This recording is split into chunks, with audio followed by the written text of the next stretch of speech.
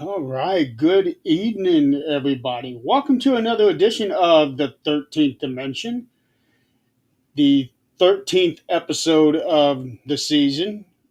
Yay. Um, Tonight, I got a very special guest, somebody I had actually been wanting to get on this show for some time, just now finally getting around to it. And it's perfect timing because she's got an event coming up here in a couple of weeks. And yes, there is a YouTube link. Just go to Things Network on YouTube and make sure you select the filter for channel, and you'll find it right there. Meanwhile, meanwhile, please welcome Alex Matsuo. I hope I got the last name right. You did. Okay, how are you doing tonight? I'm doing good. How are you? Doing pretty good. Just ready to get this day over with. It's been a busy busy year. Yeah, I bet. I bet. Um, so I'm just going to jump right into this because I am sure you are going to have a lot of information about this thing. I don't know whether if this thing is considered a convention or a lecture or whatever you consider it, but it's called the Paranormal Research Symposium, and I got to tell you, that's the first instance that I've ever heard of that word because of you. Mhm. Oh, nice. And it's always nice to learn new words, especially if you're a writer. Oh, heck yeah.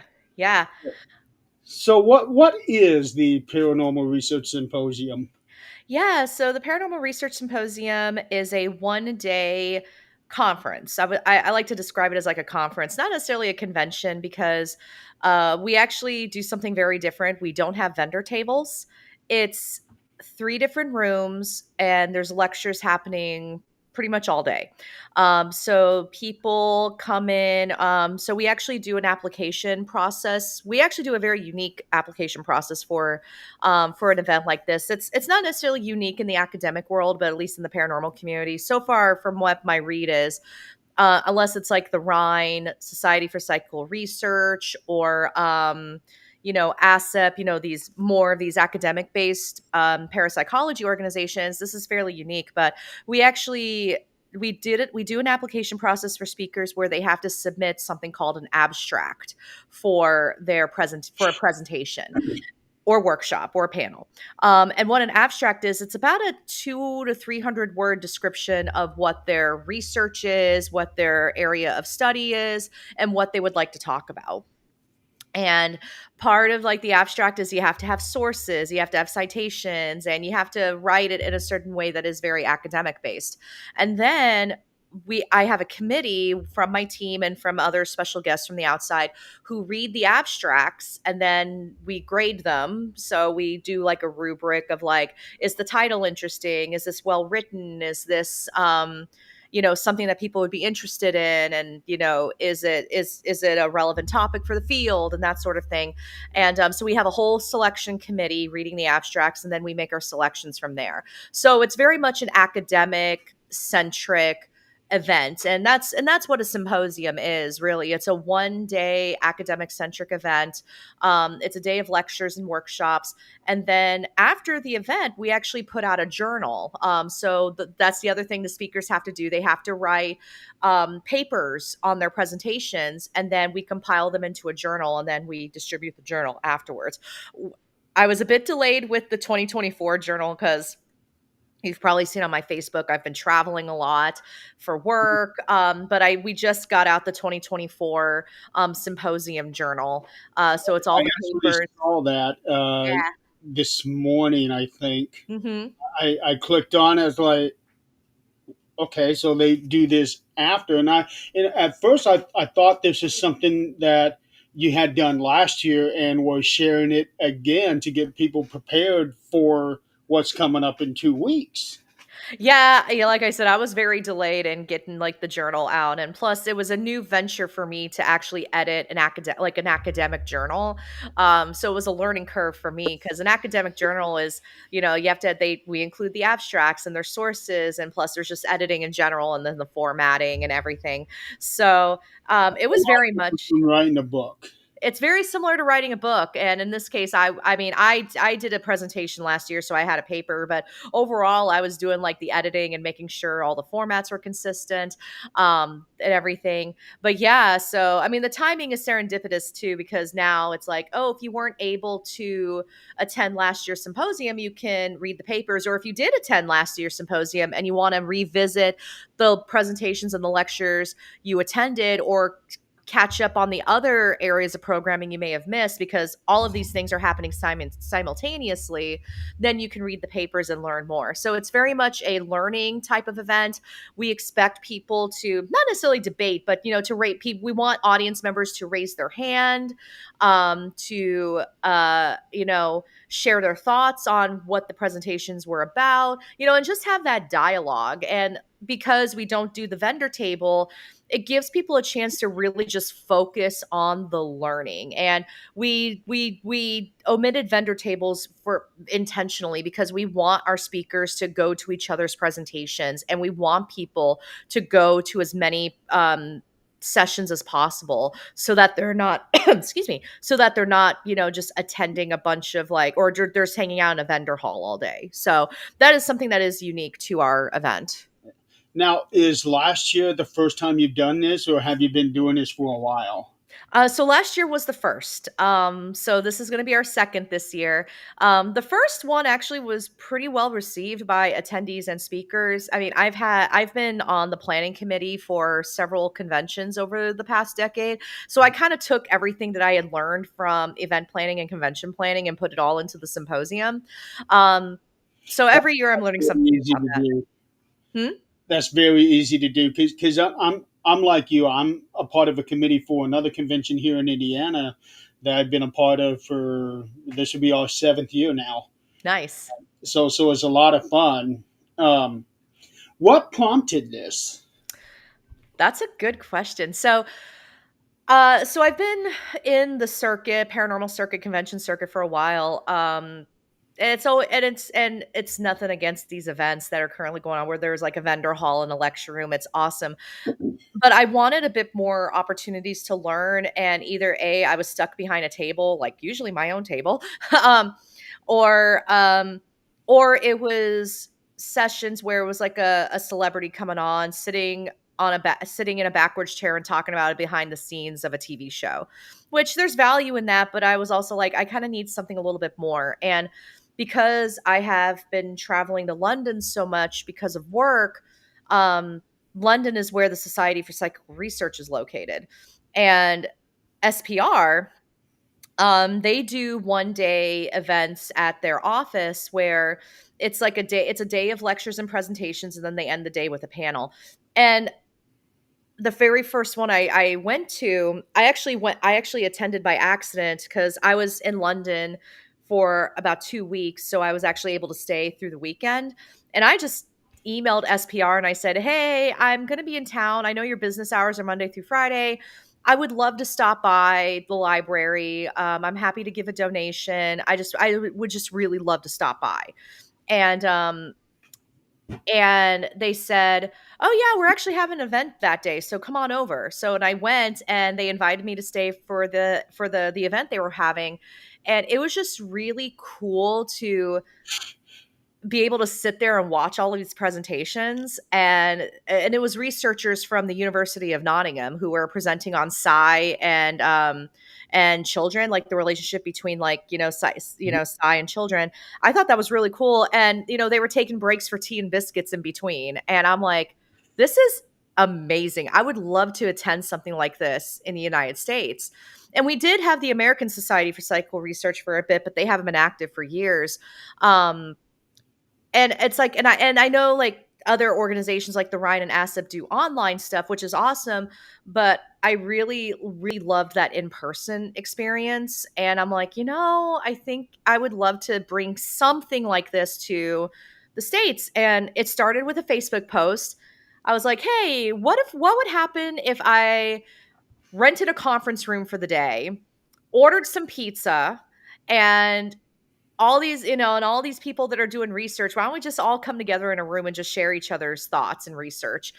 And I got a response. I got an overwhelming response to it, which told me like this is something that the community has been wanting to.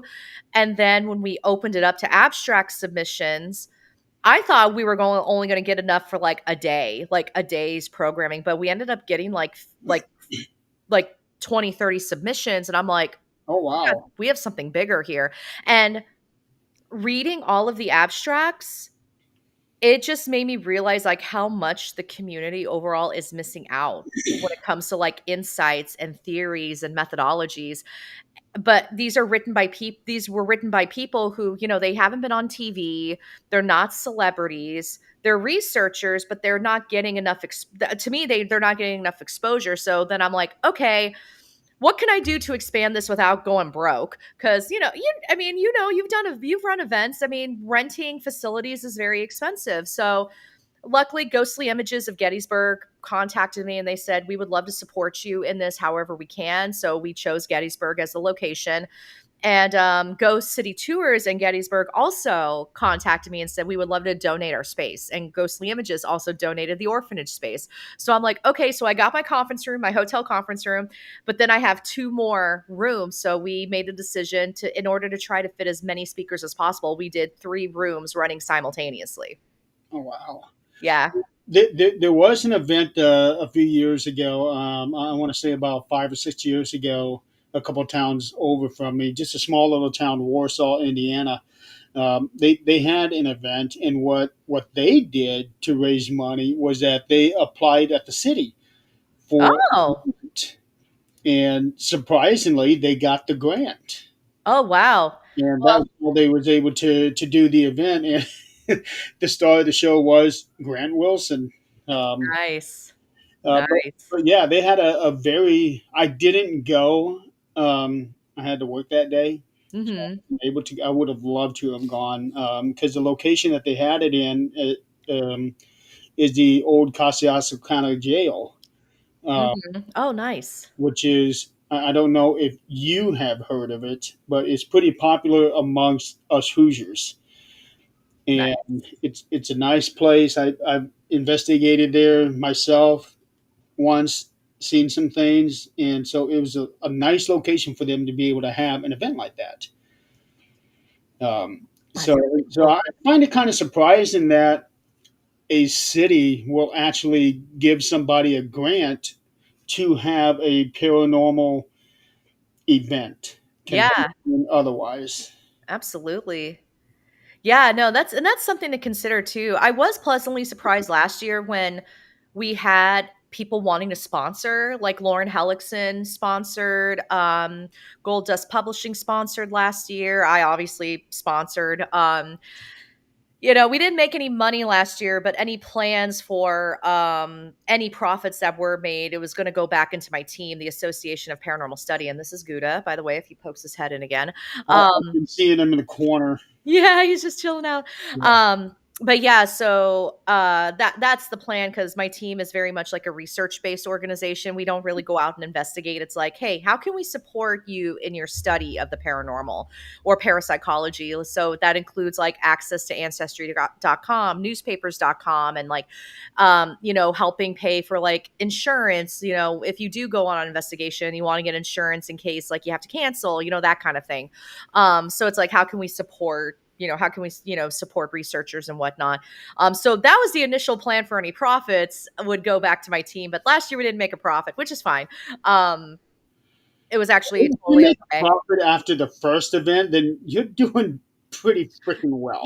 We weren't in the red, or we weren't in the red too far in. I think I want to say it was like maybe $1,000 in the red. So, so between like merch sales and tickets and, after we had to pay the bills for everything, and there was areas that we definitely did not need to spend so much money. Like we did like we did a welcome dinner, which was an idea that I had gotten from Troy Taylor's Haunted America conference. He does like a Friday or a dinner with the speakers the night before, more to give them a chance to talk, and I love that.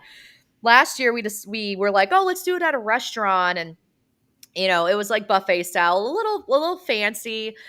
And looking at the bill and then looking at how stagnant it kind of was, I was like, we didn't need to do that. So this year we're doing a room and we're doing pizza and drinks. And it's like, hey, it's just everyone come hang out, So we definitely dialed it back tremendously of like, yeah, it's going to be pizza and drinks and just camaraderie all together, just like Nobody hanging out, wants to walking know the around. pizza.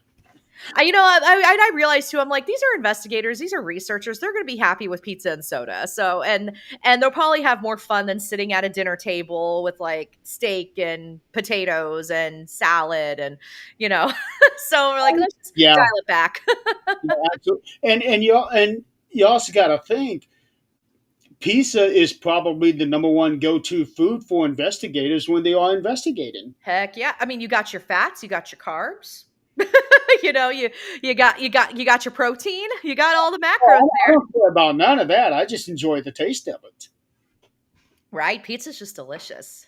Yep. Exactly. So, but yeah, so that's so like the whole spirit of this is like, hey, let's all come together, share our research, let's talk about it, let's have some arguments, good arguments, not like drama arguments, but it's like, you know,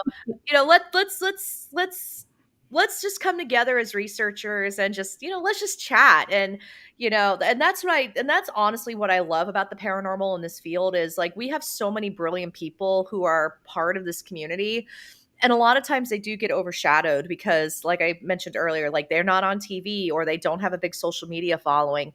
And right now that's what's driving a lot of these guest spots in events lately, and not a criticism to these events because you got to make some, I understand you got to make some money, and knowing how expensive it is to put on an event, it's like you want to bring in the people who are going to help drive ticket sales. But if anything, at least especially with this year, we sell 100 tickets and we only have like maybe 30 something tickets left. So 70 people have purchased tickets to the symposium this year, which is shocking. I was like, because last year we sold 50.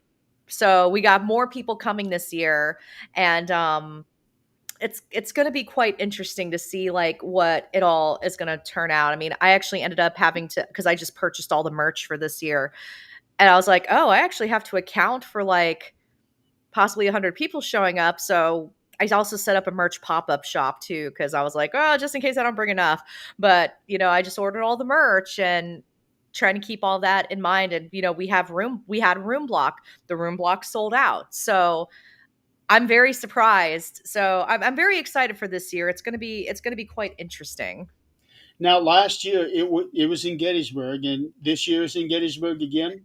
Yes, this year it is in Gettysburg. I'm going back and forth as to whether or not I'm going to keep it in Gettysburg for year three, because I could be having a cross country move come up. I'm actually One considering. thing I was going to ask you if this is something you were going to consider moving to different parts of the country because not everybody can be able to travel to an event like this. Exactly, exactly. Not everyone can travel. So next year, I'm actually considering possibly moving it to DC, Washington, DC, because I live in DC. So event planning wise, it's going to be easier for me. Mhm. But also it is a more accessible place, in terms of like an airports and train stations and Well, I was just there last year. yeah, you were. We just missed each other too. We just missed each other by like a day or two too. I know because I remember you asking me about possibly meeting up, and it turned out that they had our schedule so tight Yeah. we barely had enough time to use the bathroom in between everything. Oh my gosh, that's amazing. I mean, that's yeah. It was a Um, very fast paced day. By the time we got home, I was exhausted, but holy cow, it was a hell of a day. One of the yeah. best days I've ever had, and it wasn't even geared for me. Nice, nice. And the other consideration I've had too is maybe, yeah, keep it in Gettysburg like every year, but also maybe do more, like do another symposium, like almost like I don't want to say a branded event, but maybe we do like in a couple months we do a symposium in Texas or we do a symposium in North Carolina. Something like that where maybe something like that too. So that's something else that I've considered because, like you said, not everyone can travel to Gettysburg. Right. Gettysburg's also not the easiest place to get to if you are traveling from across the country because, usually it's flying into DC and then you have to drive up, or you're flying into Baltimore and driving up. So, yeah.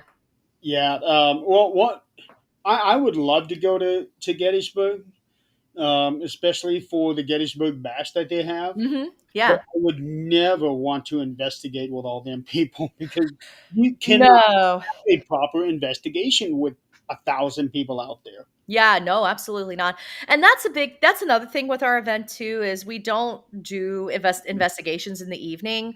I mean, if you're coming to Gettysburg and you know the dates of the symposium, we will give recommendations of like, hey, go to Ghostly Images, our sponsor. Go to Ghostly Images, here's how you can access these locations. So, we don't do any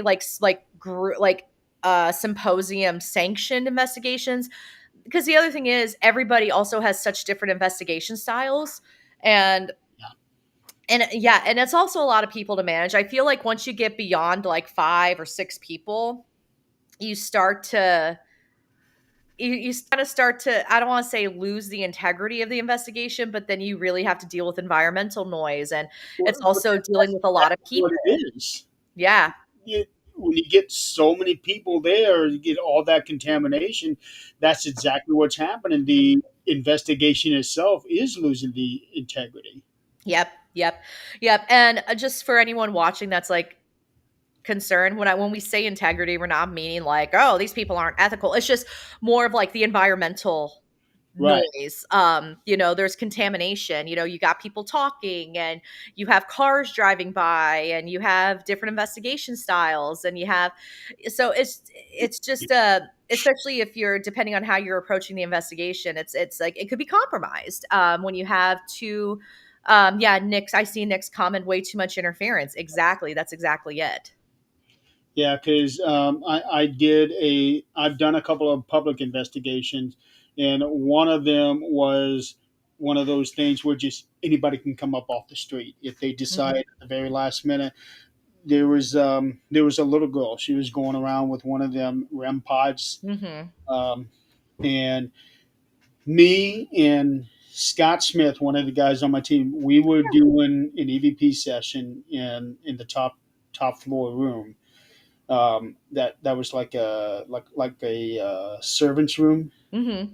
and we were holding an EVP session, and then all of a sudden, this little girl just comes barging in with this REM pod, going holy hell. Oh no. And it was like that the whole time she was in there with us for maybe 5 minutes, and I had a migraine from that for the rest of the night. Wow. So after that, I will never do another public investigation because it's not worth it. It's not. I mean, it's a great introduction for people who are new to it and kind of getting the vibe of what an investigation could be like.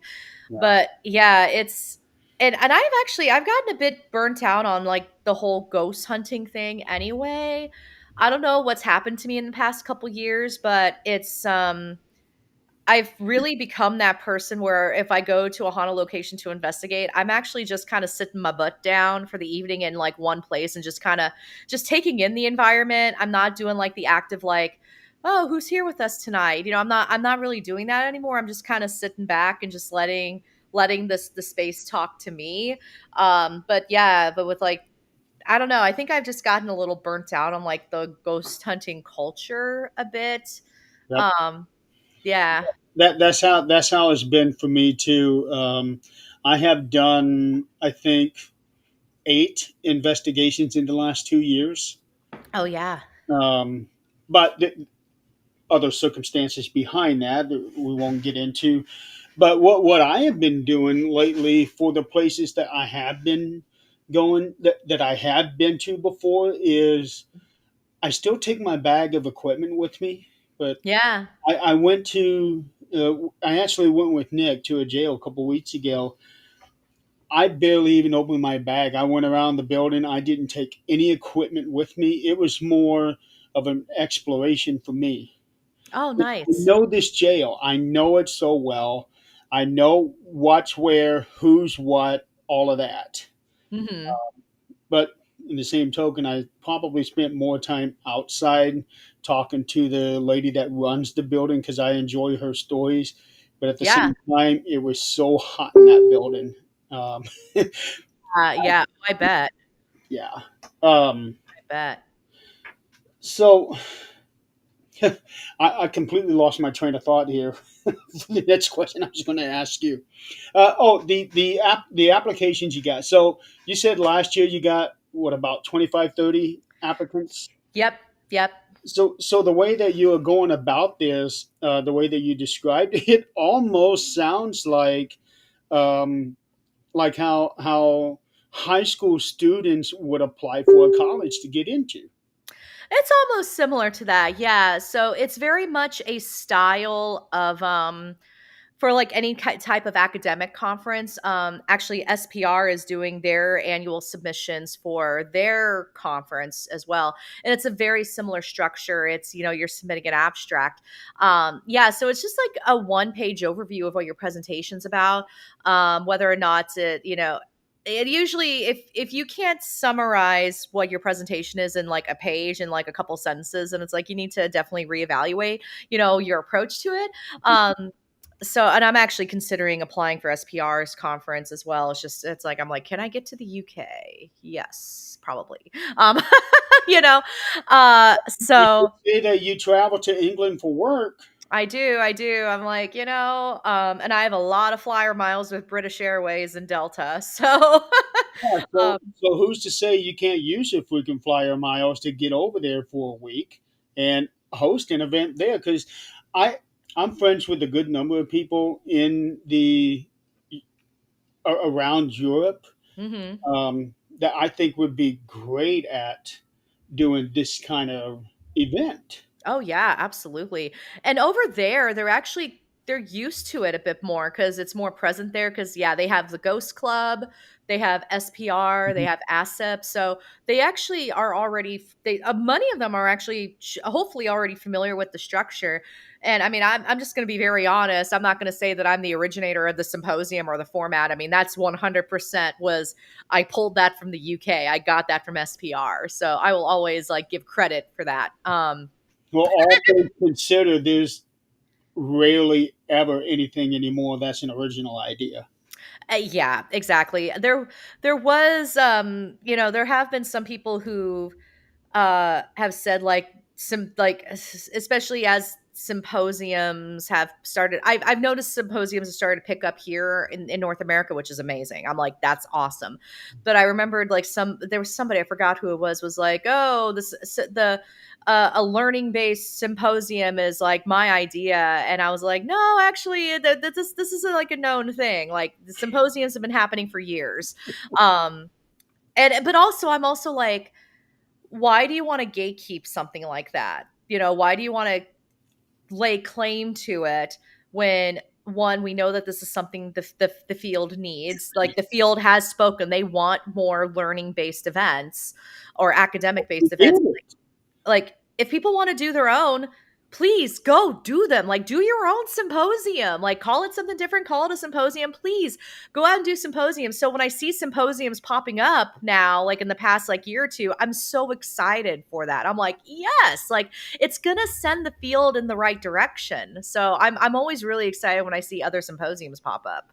We were actually considering my team. We were actually considering something similar to that. Hmm. Only we were going to call it like a retreat. Oh, I love that. Yeah.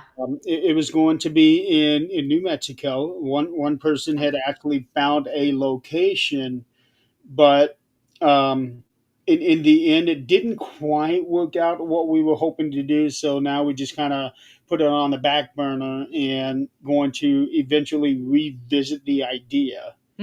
Yeah. Um, but your name had actually came up when Oh, we were discussing that as one of the lecturers. oh yeah. Oh, But nice. before we got to where we were going to be contacting people for it, we decided that what we were planning for the time was a bit too much. Yeah. Oh, yeah. And actually, I want to say Nick was. involved in that discussion. I don't remember. Mhm. I think we were talking about Nick as another lecturer. I can't remember. It was like 2 years ago when we were talking about this. Yeah. Um, Nice. but I love the idea. We need something like that. I actually had somebody tell me that I should be one of the lecturers, but when it comes to that, I am the worst person to do that. I do okay here, Mhm. but when it comes to getting in front of a crowd of people, I am not the I am not a public speaker. Mhm. Even though I do have a good deal of knowledge of certain things, like the whole thing with the dog whistle that I do. I don't know if you're familiar with the whole concept of what I've been doing with the dog whistle, but I am Mhm. very interested in the ghost noise frequency. Yeah, yeah. Oh, I But love that. in get into trying to talk to people about that, I am not the kind of speaker that would be able to project that in a confident and intelligent way. Mhm. I have to have my own way of being able to tell people about it. It's just not going to come across like an academic teacher. Right. You're So very well spoken. You're very well articulated. So you give yourself a little more credit. one on one, I am. Mhm. One on 30, not happening. You never There know. is a difference. Yeah, I understand. Yeah. Let's talk about some of the people that you have going Oh this year. yeah. Like I know that one of my dear friends is a part of the symposium this year, John Griffin second. Yeah, yeah. John submitted a really good abstract. Oh, Like, he will. John's been one of my best friends for the past 6 years. oh wow. We've worked together. In fact, he was one of the first ones to do experiments for me with the dog whistle, Oh because I knew nice. what his team does. They do data collecting and all that stuff, and the way that he presents everything is completely different from the rest of the Mhm. field. And Yeah. I've never seen anybody else do what he does. Yeah. Oh yeah. So I saw that he's going to be a part of this symposium, which that is awesome. Yeah. So Yeah, I'm looking forward to his presentation. It's gonna be pretty amazing. Like, you're going to love it. yeah. Oh, I'm excited for it. Yeah, we got good lineup this year. I mean, last year we had a good lineup too, but this year, like there were people that I admire in the field that applied and wanted to be a part of this, and I was like, oh, my little old me at my little old event. Cool. Yeah, like Dave Schumacher, Lauren Hellickson, Brandon Masulo, John Sable, Ron Yakbetti is coming back this year. He presented last year. Pat Bussard O'Keefe. We actually had a couple academics apply as well, like true like academics studying this in a university setting. Like they applied to the symposium, and I was like, wow, That okay. is very much needed. Yeah, yeah. Yeah, so we have a really we gosh, I'm trying to think of like who I'm trying to remember the list off the top of my head, but uh uh Going through your profile here, and I'm seeing a bunch. Most of these people I've never heard of. Um, which is awesome. You know, it's new faces, new voices. yeah, so I see Glennie Sewell, Yep. Michael John Angus. Uh, let's see here, Carla. No, Kara. Kara Silento, yes. Yeah, Gail Gamble. Oh yeah, Lauren Heckelson. She was actually presenting at Peer Unity last year. Peer Unity is the one that I'm a part of the committee on. So she was a presenter last year for that. Nice. And you got Sam Batrusis. Sam Baltrus, yes. Sam Baltrusis is coming too. Yeah, so he's one of the bigger names in the paranormal field from Yes. my perspective. And believe it or not, Sam volunteered last year to help, just to help out with the event, Nice. which was really like, I was so honored for that, because you're like you said, he's a bigger name in the field, and I was like, wait, you want to come like volunteer and help out, like just to chill? And really, okay, cool. I was like, okay, let's come on over. And yeah, so when he decided to apply this year, I was really excited. And and his once, and like I mean, I said this with everyone who got accepted. Their abstracts were great. Lauren Hellickson, I will brag about this one. She got a perfect score on her abstract. Perfect score. Like, Okay, so I got to ask you, how do you grade these abstracts? yeah, that's a great question. I'll actually pull up the rubric on my phone, because that's like, so pretty much there's, I want to say, 5 6 different areas that we're looking at. Um Let's see. So, and we made the rubric available to everyone to see, so that everybody had the same advantage and the same access to the information. So we're looking at the title. Is the title like, does it describe the ideas presented? Does it pique people's interest? We also look at the description of the presentation or the workshop. Do we understand what it's about? Um, and then the mechanics, like, is the abstract clear, is it succinct, length, is it 250 to 300 words? We did get some people who did submit abstracts that were only like 100 words, and we're like, yeah. But I usually replied to those abstracts, and I said, hey, this is the parameters we're looking for. So I always gave people another chance. And I even offered, like, because we have a committee, I even offered to people, I'm like, if you want me to look at your abstract, I'm more than happy to do that, because I want to give everyone the same opportunities and the same advantages. So I did actually review a lot of abstracts before they were submitted to the committee. And I do that under the pretense of, this doesn't guarantee you're going to get in. Again, there's a committee, so it's not my decision. It's like a group of 5 people who are, or 5 or 6 people who are looking at this. We also look at the references. Did you include references? Because with an academic based group, an event, yes, while this is all like, not, it's pseudo, I mean, I don't like to call it a pseudoscience, but it's not like we can go look at a scientific study of what makes up a ghost, you know what I mean? But it's like, but have other people done research on the topic that you're working on, and are they credible? And it's not like tinfoil hat society. But also the level of material, is it appropriate for the audience? Is the topic timely? We've had like, for an example, if someone were to submit an abstract of like, why Ghost Adventures is the best TV show out there, we might be like, hey, now granted, if the abstract was solid, and that was like, okay, they make a good case, then yeah, maybe we would let them in, because I'm like, I would actually watch that presentation, because I'd be intrigued. But or If they were going off of like the first 2 or 3 seasons of Ghost Adventures, I yes. might buy into that, but beyond that, Yeah. absolutely. Or if it was something like, and nobody submitted an abstract on this, so I'll just say this one, but it's like, how to use an EMF meter.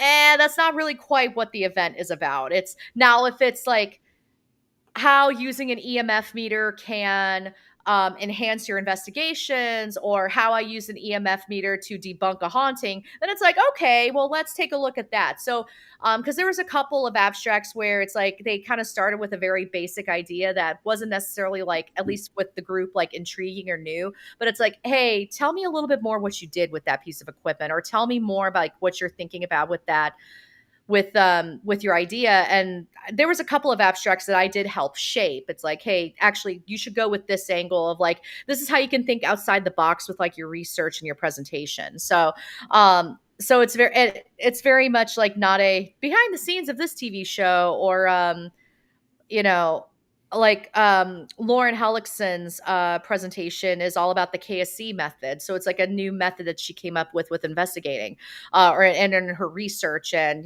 when she how she's building tech and whatnot. It's like, that's a great presentation topic right there. John's is all about Project Apparition. So it's like that's an intriguing topic. And then we have another presentation on I have religious a very experiences and small part paranormal in that. experiences. Hmm? I actually have a very small part in that apparition hall. Yeah. Oh, that's awesome. It, Yeah. it's not going to be one that you would expect, but once you see it or hear it, then you'll know exactly why I was a part of that. Nice. Well, I look forward to seeing that.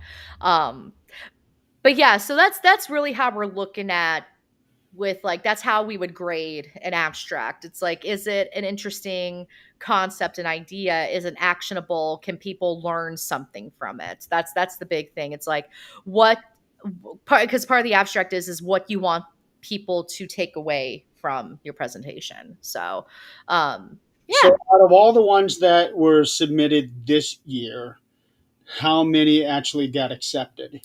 Well, give me a percentage of how many got accepted. I want to say about 70% got in. Um, That's not bad. it's not bad. And well, and it's because we had those three rooms. We have those three spaces. This year we're at the 1863 Inn and we're at the orphanage. Because they're right All across the running street at the from each other. same time. And they're all happening at the same time. Yeah. So some people are like, well, that's a bummer because there's other presentations I want to see that are happening at the same time. But that's Right. Yeah. but that's exactly why we're doing the journal so that you can at least you can read the presentations, and we are giving the presenters permission to record their own presentation if they wanted to, like, record it It while they go. was going to be my next question if you guys would be able to record this and then edit it in a way to where you can release it on DVD. Yeah, that's something that we're exploring for possibly this year. I have to talk to my team of like, what does that bandwidth look like, and would we bring our laptops and just point our webcam, to the presentation, or do we let the presenters record their own and then they send it to us and then we can compile them in like a YouTube channel. So there's different ways that we're trying to like, how can we make this more accessible? Yeah, because like you said, it'd be a bummer to have to make a choice. Okay, here are the two that I really want to see. Oh no, they're at the same time. So yeah, I can definitely see where you would probably want to do something like that. Um, and this is all happening in one day, right? It's not a 2 day event. It's a one-day event, so people are gonna be very tired at the end of Saturday. So from what time to what time is this event? So we are starting, I wanna say we're starting at 8:30 in the morning because we do, like, an opening session, like, an opening ceremony for about 15 minutes just to say, like, "Hey, welcome, this is what the day is gonna look like. Here is a map of where everything is." And then we break and we get the day started.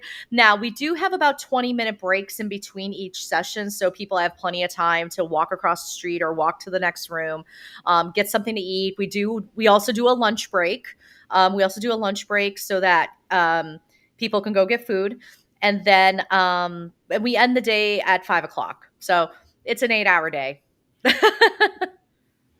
Okay, so basically a full work day. And how long are your presenters given? Are they doing hour things? Well, 40-minute things, like hour and a half.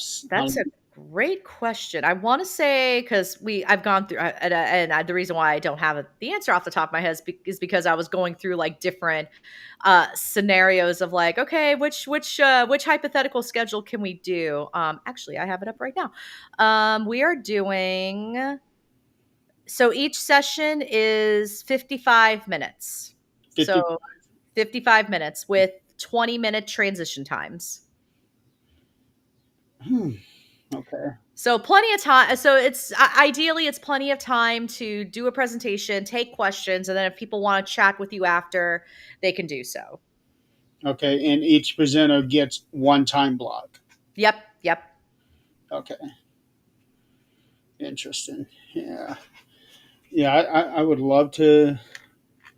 I would love to go to one of these events because I love learning about this stuff. Um, but unfortunately, the day before, I have something going on that the night before, Hmm. and Let's see, Gettysburg. I'm trying to think of it where it's at. It's closer to the eastern border state line, isn't it? Mhm. Yeah, it's just right when you cross into Maryland. It's like, or from Maryland into Pennsylvania. I want to say it's like a 30-minute drive after you cross the Pennsylvania border. Okay, so I'm looking at a minimum 8 hour drive to get there. That's a long drive. Yeah. Oh, long drives don't mean anything to me. I drive cross country, so I'm used to doing 12, 14, 16 hour days. Oh yeah. Oof. Woof. Yeah. Woof. I've been doing it for 20 years. I love it. Yeah. That's awesome. Yeah. I did a long weekend of driving last weekend cuz I play roller derby, so I had a roller derby game up in New York and then I had to go I'm, down I I had was to going to ask you about that. Yeah. How did you get into roller derby?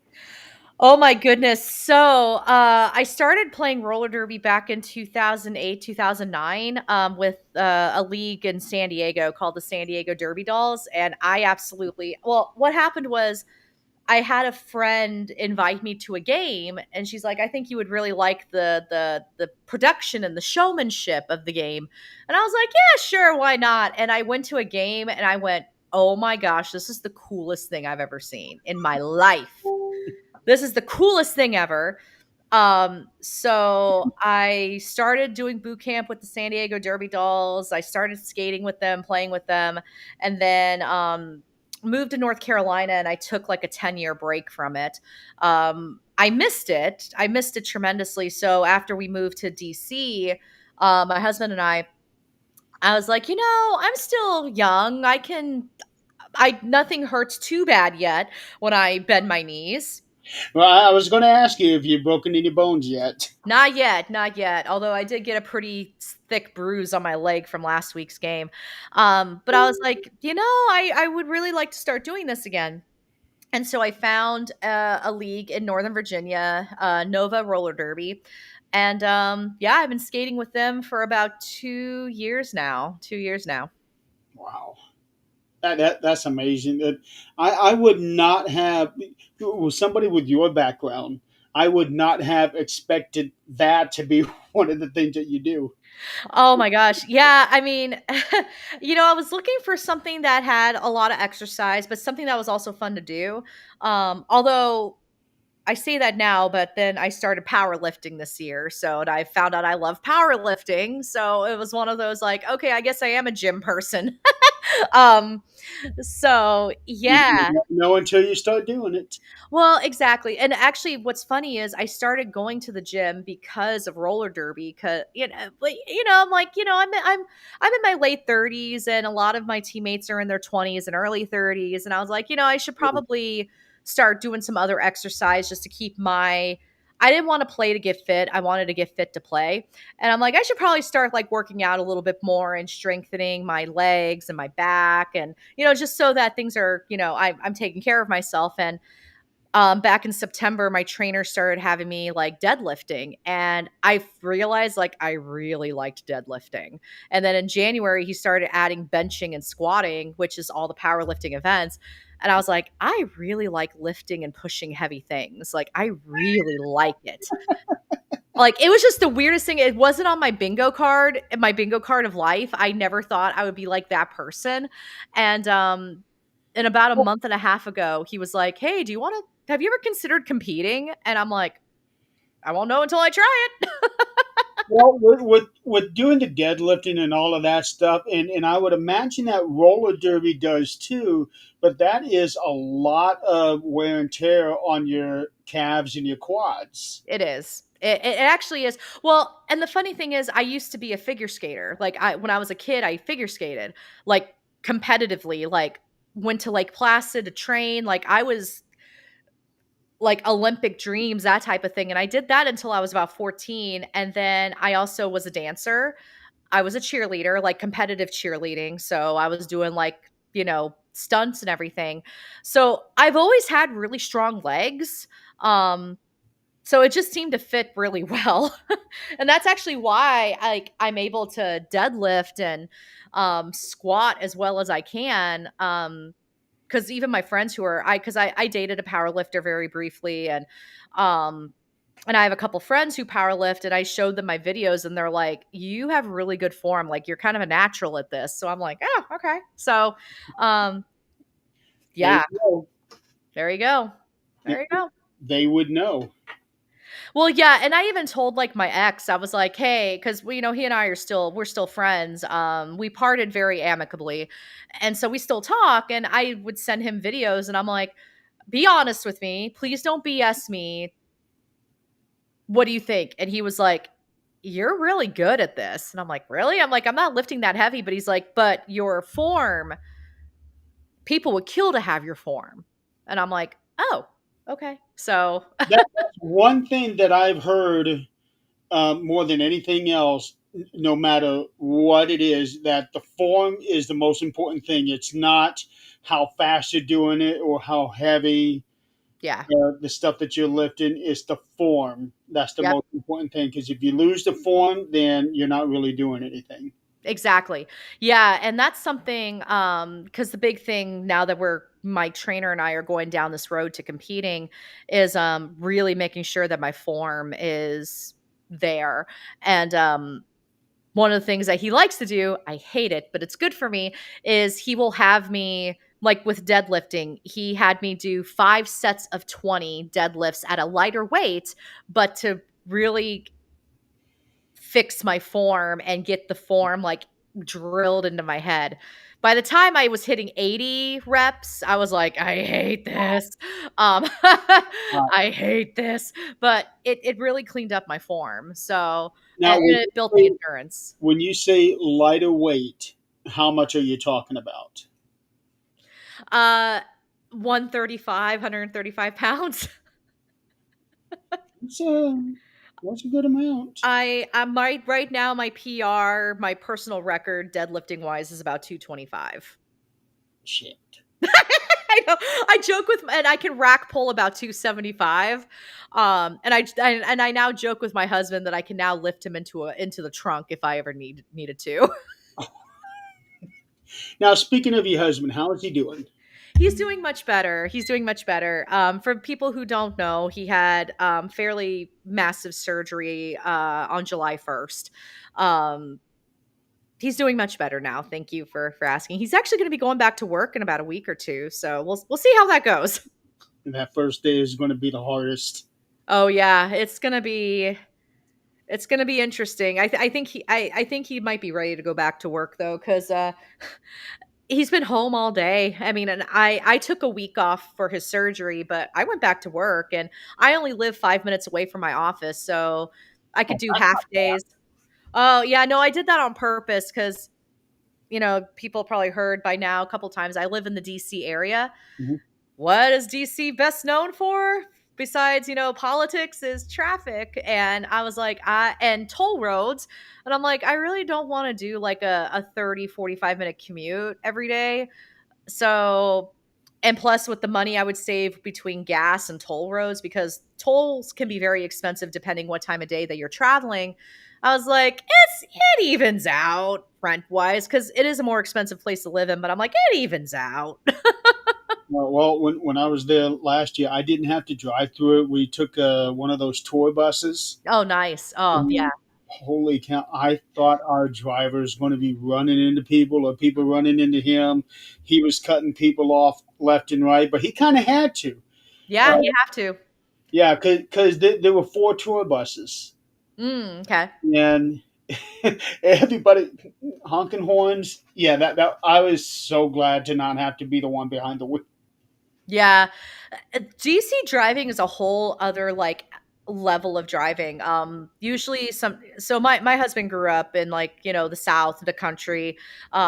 Hasn't I mean he's much better now at city driving, but even today, like if we were to go into DC like and we drove and not took the metro, he'd be like, "You're driving." And there have been times I've driven in DC and like our exit is like we just got on the road and the exit's like on the other side, but there's like traffic going in everywhere. I'm like, honey, you need to close your eyes because I'm about to do things that are very scary to get to that lane. I'm just like, close your eyes, baby. So Washington D.C. was basically a rude awakening for him. Oh yeah. Oh yeah. I Wow. mean, he can't he does drive into DC by himself now when he knows where he's going, but if we're going anywhere like depending on the neighborhood, it's like, yeah, no, I'm going to drive. It's cuz I mean, I grew up in San Diego. I grew up in a city, Oh, Southern California driving. I lived in so LA you're very more than briefly. familiar with it. Oh yeah, city yeah, so city driving I'm very familiar with, and actually a lot of my old LA driving habits came back in DC. I was like, "Oh, I yeah, we're good." And we're not going to say that's a good thing now. I know it's not good, drive safe, but DC is a whole other level of driving cuz yeah. The absolute worst place that I have driven through is New York City on Long Island. Oh, No, yeah. I'm sorry, Manhattan Island. The Oh, absolute worst place I've ever driven. I actually seen the guy in front of me get cut off by two people at the same time from either side and almost crash in each. oh my gosh. Woof. Yeah, uh, Woo. New York City is the worst place I have ever been to, and I've driven everywhere: Chicago, Atlanta, Dallas. Mhm. New York City takes the cake. Yeah, I do agree with that one. I don't like driving in New York City. Now, sometimes if I'm going to certain events like in Connecticut or Massachusetts and I choose to drive and I have to go by New York City, whew, it's if I can go out and around, I'll take that extra 45 minutes if it just means that I don't have to drive across the bridge. I hate driving across the bridge because it moves and I'm like, the Hudson River's right under me. Oh, I've never If felt anything that before. if anything happened, I'm done. I'm cooked. I'm done. Um, Before we wrap up, I do want to touch up on your books. Yeah. Oh, yeah, yeah, yeah. Do you? I know that you have just released. I think it was a year ago, the Women in the Paranormal, and Yeah. you had talked about doing a volume two. Yes, volume 2. That book has become my problem child. Um I had a goal of getting it out by the fall, like next month, but I'm like, yeah, that's not happening. Yeah, so Women of the Paranormal, volume 1 came out about last year and a half ago. And really that book just came from wanting to spotlight women in the field and part of the I guess requirements to be in the book is that woman has had to have passed away, mostly because it's like their story has already been told, um so I was like, yeah, let's do that. So I've been working on volume 2 for quite a long time, like almost a year, like about a year now. But I have to give myself some grace cuz volume 1 took about 4 years to write. So I'm Oh, like the fact that I'm trying to push out volume 2 in a year in less than 3 years, I'm like I need to ease up on the pressure on myself. Um but yeah, so volume 2 is going to feature it's gonna be featuring a lot more witches this time around, like, witches in history, which mhm. wasn't intentional at first, but I kinda let the book speak for itself as I'm writing it, but I have a lot of parapsychologists too, so it's like this weird, like, balance between, like, science and witchcraft, which I'm like, I'm actually okay with that. I'm okay with that. Um, but yeah, I'm hoping to get that out at least by the end of the year. If not, it will definitely be early 2026, maybe for Women's History Month 2026.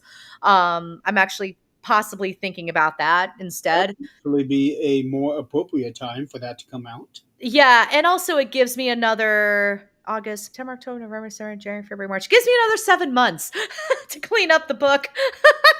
so, um, so I think that would be a really good time to probably put out volume 2. So for volume two, now I don't know the when or if they even still admit women into the Ghost Club over in England. They do. I'm actually a member of the Ghost Club. Oh, there you go. So, Um, so I know with the Ghost Club being the oldest um, organization in the world, are you featuring anybody from that club in the book? I've been actually been trying to find female members who have passed who were members of the Ghost Club because I have SPR pretty well covered. I covered Eleanor Sidgwick in Volume One, and she was one of the co-founders of SPR. ASIP, I think I might have a few members of ASIP involved too, but yeah, and that's actually part of the reason why Women of the Paranormal took Volume One took so long to write is because it's just doing all the research and finding these women, and sometimes it requires looking through some really extensive historical records of like and Ghost Club, ASIP, SPR, and other organizations were really wonderful with their data keeping, their data logging. But it requires reading all of the journals and reading all of the case studies. And I'm like, I need to find a woman. I need to find a woman. I need a female name. It's like, I'm reading, and I'm like, okay. Um, Well, that's another thing that's kind of tricky because a female may not necessarily have a female name. No, and the other thing that yeah, and and I'm glad you brought that up because a lot of times it may not be a female name, but sometimes I might get a Mrs. Frank Podmore.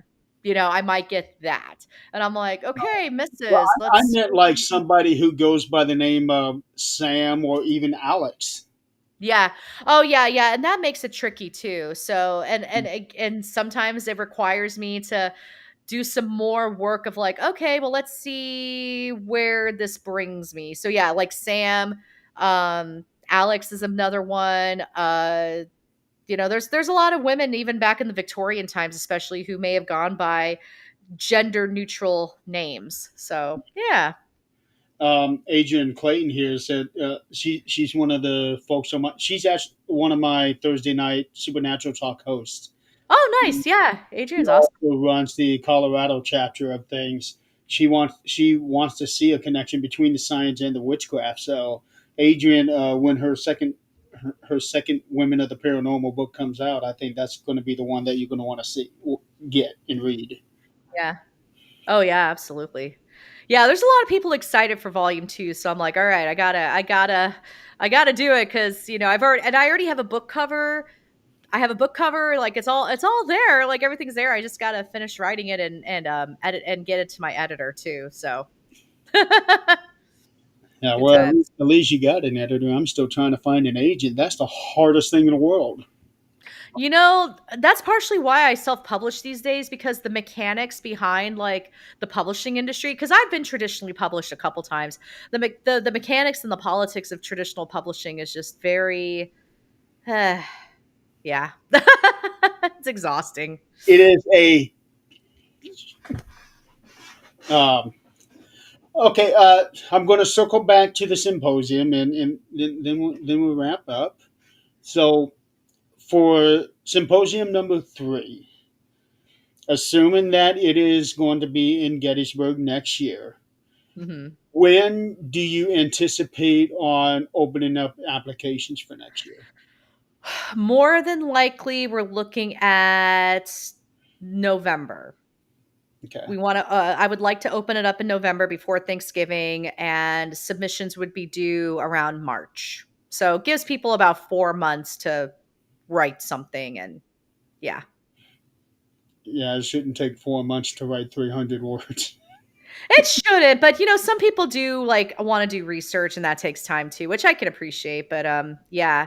We'll see. We'll see how it goes. Yeah. We did get a couple of people and I'll throw shade at this, but people who have been on TV a couple times who wanted to bypass the abstract process. And I'm like, no, you got to do an abstract. And so I may or may not have turned off some more famous names because of that. Um, Not intentionally. It's like if you want to be a part of it, I'd love to have you be a part of it, but you got to go through the process like everyone else. So, My thing about the people who have been on TV, it's not that I begrudge them for being on TV, because I always say it is that it's not that you were a good enough investigator to be on TV. It's that you were good enough to get on TV. That doesn't mean that you're a good investigator. Yes, and I'm glad you said that too because really because I've been on TV a couple times and I've been featured on shows. It's really what it is. It's not necessarily yeah, you're right. That's that you're a good investigator. It's you know how to tell a story. Right. That's not a bad thing. It's not a bad thing, and I don't insinuate that anyone's lying or anything like that because I have a really compelling story with my personal experience that have gotten me some opportunities. But yeah, it's like you know how to tell a story and you know how to sell yourself. And for me, it's like I used to be in theater, Oh, so I can do that. I actually seen one of the shows that you were on. Hmm. It wasn't you investigating; it was you telling your story. Hmm. It those shows that's not what I'm talking about. I'm talking about the ones that like those that get guest spots on Ghost Tunnels or Ghost Adventures. Yes, Get yeah, on those. If that yeah, you're entertaining enough to get on that show, exactly. doesn't They're mean enter- you're a good investigator. or they have a direct tie to the location that they're going to, and they're the point of Right. contact. Yep, Yeah. yep. I was actually over at Adrian's house, and she had one of the paranormal shows on. I don't remember which one it was, but you were on it. Oh, Uh, snap. I don't remember what the show was or what the story was. I just remember you were on it, Hmm. and I think it was Adrian who saw you first and he said, "Hey, Alex is on." And, what? So we get on there, and okay. So I sat down with her and her husband, and we were watching you telling your story. So we thought it was pretty cool that you were on there. But no, my criticism is for those that are investigating on Hmm. Yeah, uh, yeah. Agreed. Agreed. Agreed. Or they look a certain way, and that's I'm not going to get on the soapbox, since we're past oh, the hour, but el- it's the entertain at the end of the day, it's the entertainment business, and again, theater. I did film and TV too. Um, there's a marketability with appearances that's still prevalent in the industry, and I find that the paranormal entertainment industry is about 5 to 10 years behind the rest of the industry. But it's like if you look at all like the feet like a lot of times the women on these shows, they all look exactly the same. There's not a lot of diversity, but they have like the marketable look. So yeah, no, I'll get on a whole soapbox about like casting, and yeah, you'll be surprised how many investigators on these TV shows are actors. Like they're like they've done theater or they've done other TV gigs, and they're actors. And with acting, or not instead of saying they're actors, they have acting backgrounds. That's something I've noticed, okay. and I'm like, that's interesting. I, there's a few people that I do know that have been on shows like you. Adrian was on one, although she's completely embarrassed. She'll be the first one to tell you that. David Childers, I know him. He's been on a number of TV shows. Hmm. So there's a few out there that I know. Yeah. Um, After the show, I want to have a conversation about the idea that I've got that Okay. will be presented at the symposium, but I am not going to apply to do anything like because I am not that kind of person. Hmm. Uh, otherwise, Alex, thank you so much for being on the show. It has Yeah. been a pleasure having you on here and learning about this symposium of yours. Yeah. No, thanks for having me on and letting me talk about things spooky stuff that I love. So yeah, thank you for having me. Yeah, well, you definitely have plenty of stories, so I will try to get you on next season, so that we can dive into some of those. Oh yeah, I would love that. I love that. All right, everybody out there in the audience, thank you so much for playing along with us. It's been a fun show. Next week on the 13th Dimension, tentatively, Carl Albertson. He is Things of Missouri, also runs Bill of Rights Network, so he does the Paranormal Nation radio show on Tuesdays. We're planning on having him on this show next week. He's actually going to be talking about his wood lasering business, which is really cool. He has shown me a lot of his stuff. Nice. Um, so the plan is he's going to be on next week. He was going to be on last week, and then something happened. He had an event because he's got a food truck, a food school bus, I should say. Oh, I love that. Yeah, he's showing me pictures. It is really, really cool. He completely changed it. Um, so the plan is he'll be on next week, and then of course Supernatural Talk, where we'll be talking about all current things, um, and then diving off the deep end like we usually do. Meanwhile, again, Alex, thank you so much for being on the show, and we will see you all guys next week. Have a good night and have a good and safe week.